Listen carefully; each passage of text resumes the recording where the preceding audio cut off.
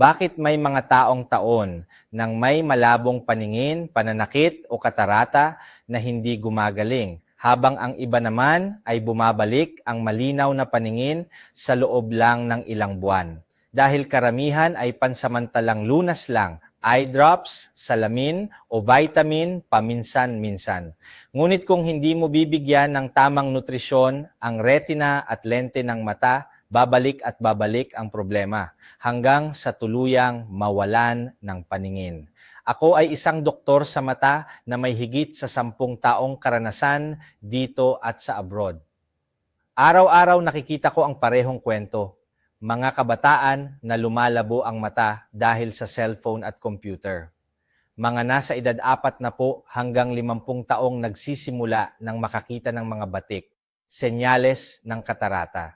At mga matatanda na hirap ng makakita dahil sa macular degeneration. Kaya palagi kong inirerekomenda ang lutein at zeaxanthin, natural na sangkap na pinoprotektahan ng mata laban sa blue light, pinapabagal ang pagtanda ng paningin at nakakaiwas sa katarata. Ang produktong lubos kong pinagkakatiwalaan ay lutein gummies mula sa USA. Madaling inumin, 2 gummies lang bawat araw para palakasin ang retina, maiwasan ang katarata at panlalabo ng paningin, protektahan ang makula at panatilihing malinaw ang paningin. Marami sa aking pasyente ang muling nakakakita ng malinaw at hindi na nangangamba sa operasyon dahil lang sa lutein gummies araw-araw. Kung lumalabo na ang iyong paningin, huwag maghintay na lumala pa.